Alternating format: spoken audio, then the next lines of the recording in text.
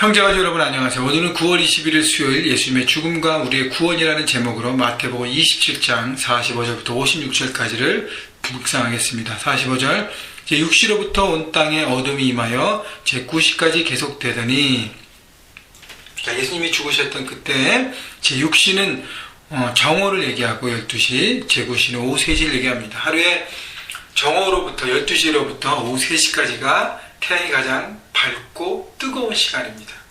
아침 해 뜰 때가 아니라 저녁 해질 때가 아니에요. 이때는 언제 가장 밝고 뜨겁고 강렬했던 그 시간에 뭐가 임했어요? 온 땅에 어둠이 임했습니다. 바로 천지를 지으시고 주관하시는 하나님의 섭리, 하나님의 그 다스리심을 하나님 보여주고 계신 것입니다.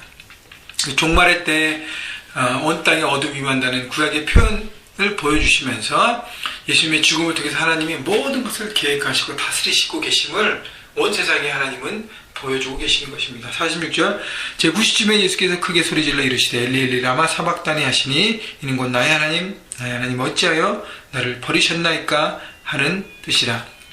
하나님 어찌하여 나를 버리셨습니까? 예수님의 그 절규가 나오는 거예요. 예수님 어찌하여 나를 버리셨나이까.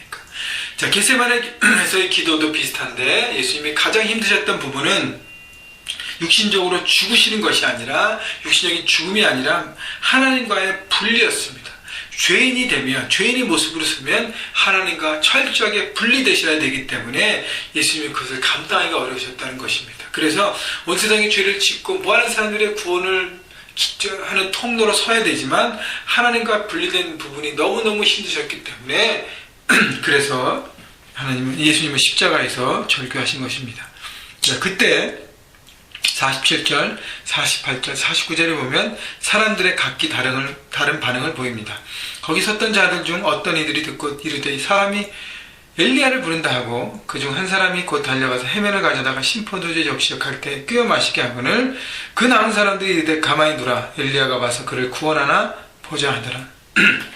사람들의 각기 다른 반응을 보여주는데 48절의 말씀은 또 구약 말씀에 시편 말씀에 성취를 보여줍니다.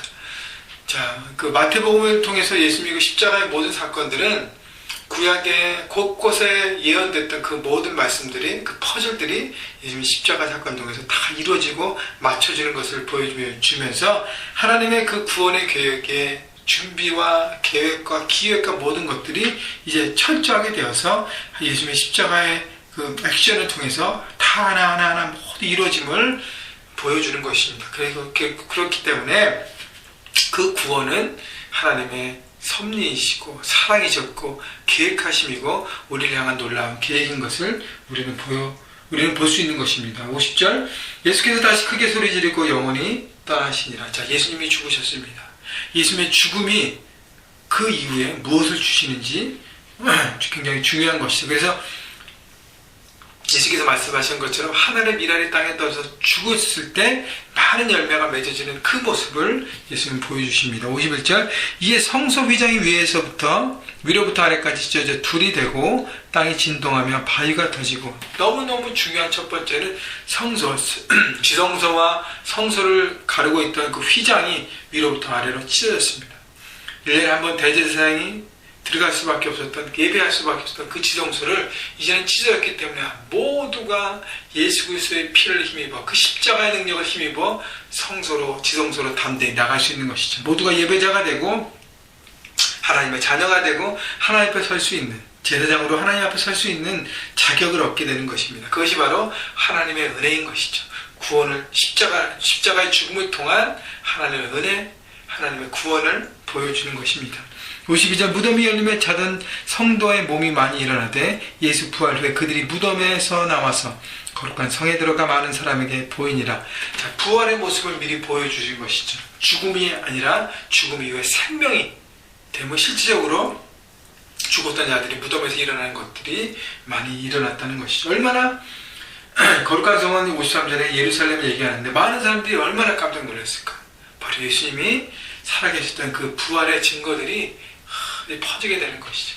바로 죽음이 아니라 생명, 예수님의 그 죽음은 생명으로 나타나는 놀라운 죽음이었다는 것입니다. 54절 백부장과 및 함께 예수를 지키던 자들이 지진과 그 일어난 일들을 보고 심히 두려워하여 이르되 이는 진실로 하나님의 아들이었도다 하더라. 백부장은 당시 그 십자가의 처형을 집행하는 그 팀의 책임자였습니다. 예수님이 십자가의 죽음을 끝까지 지켜봤던 그 백부장이 이 모든 사건들을 보면서 바로 하나님의 아들, 예수님이 바로 하나님의 아들이심을 신앙을 고백했다는 것이죠. 여러분, 백부장은 누구예요? 로마의 군인이고 이방인입니다. 이방인도 예수님과의 만남을 통해서 보면서 어떻게 해요?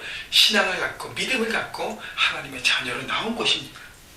55절 예수님과 갈릴리로부터 따라온 많은 여자가 거기 있어 멀리서 바라보고 있으니 여자들을 얘기하죠. 갈릴리서부터 온 여인들, 그 중에 막달라 마리아와 또 야고보와 요셉의 어머니 마리아와 또 세베대 아들의 어머니도 있더라. 여인들이 끝까지 예수님의 자리를 지키며 바라보고 있었습니다. 제자들은 어떻게 됐어요? 다 도망갔습니다. 그러나 로마 군인 백부장이 예수님을 예수 앞에 신앙 고백을 했고 하나님의 아들임을 바라보았고 여자들은 끝까지 그 자리를 지키며 하나님의 그 모든 계획들을 보고 있었다는 것입니다. 여러분, 이방인 여인들 당시에는 어떻게 유대인들의 남자들이 보기에는 변방들이잖아요, 그죠? 그러나 어떻게 해요? 그들이 예수님 앞에 나오는 걸 보면서 마태복음의 기자 마태는 바로 예수님을 믿는 믿음이 신분, 자격, 위치 아무거나 관계없이 하나님 앞에 나오는 사람들만이 만나게 됨을 보여주는 것입니다. 여러분, 예수님의 십자가의 죽음은 모든 사람들에게 펼쳐짐을 예수님은 보여주고 계시는 것이죠. 그래서 우리는 어떻게 해야 돼요?